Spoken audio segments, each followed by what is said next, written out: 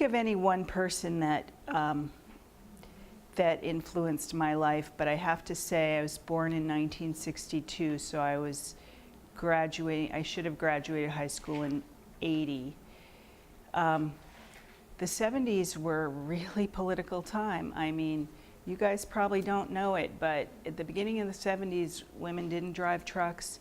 They weren't on police forces. Their world was very circumscribed, and that all blew open. And I worry that people don't realize that, you know, that you youngsters take it all for granted. But so I can't think of any person, but certainly that movement was hugely influential. The whole idea that I could have a career, I was expected to have a career, because I never really grew up dreaming about a white wedding and a white picket fence. I never wanted that, so it was nice to be born in an era where there were lots of options open to me. Well, I mean, it was really nice to have my parents be so welcoming, I feel. One of the things that just saddens me so much is to think about kids who come out and get kicked out of the house or sent to, you know, gay conversion therapy or whatever. I think being accepted by your family of origin is really, really important. And so I feel really lucky about my parents and my siblings all just kind of took that in stride. And my best friends. Like, I had a best friend in high school. She's still one of my closest friends. So I think just embracing people for who they are in all their beautiful, you know, every part of them is the best thing you can do, you know. Don't try to make people conform to what you're comfortable with or what you think they should be or what you think would be an easier path for them. One challenge, wow, I'm 52, there have been quite a number of them. I guess the hardest decision I've made, thing I've done, transition I've made was deciding to separate. I had a 14-year relationship with another woman, and we had our children together. I had them and she adopted them, so they had two legal parents. And the biological father, although we know him and we're close to him, he did it in a way that he had no legal rights. He was really, in the eyes of the law, a sperm donor. So my kids had two parents. We were together many years. I grew up in an intact family. She grew up in an intact family, you know, no divorce. And about 10 years ago, I just decided it was a long time coming, but I decided I needed to leave that relationship. And it was something I really, really didn't want to do. I didn't want to do it to my kids at all. They were young. They were like 6 and 9.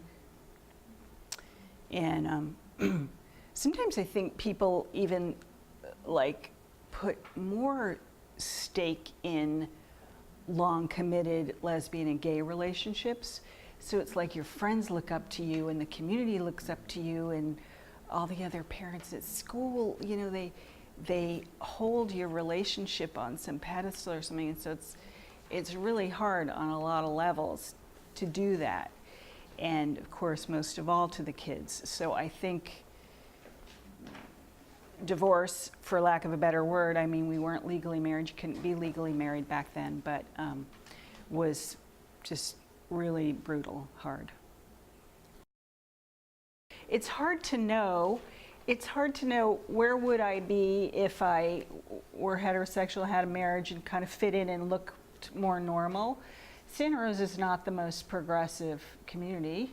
It's not a bad one, but it's not the most progressive, and law is a very traditional profession.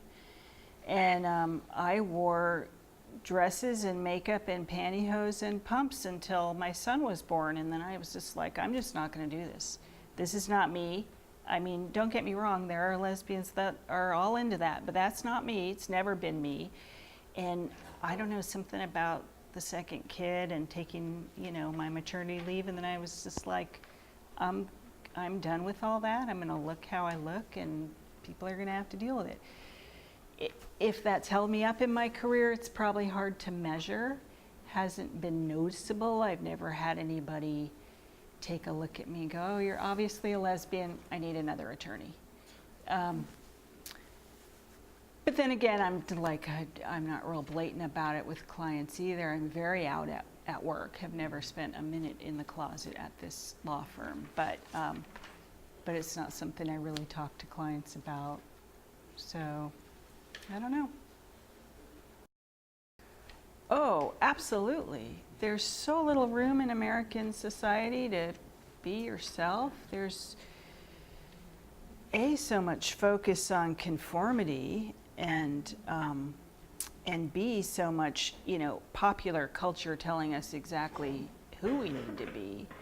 I mean, just look at the makeup industry alone, how many cajillion dollars they spend trying to convince women that they need to change their appearance, pluck their hair, wear makeup, curl eyelashes. I mean, it's really phenomenal.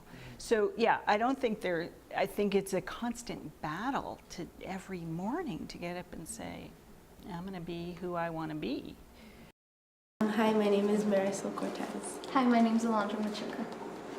Hi, my name is Luis Mendoza. Hi, my name is Jose Rich. Hi, my name is Melton Medina.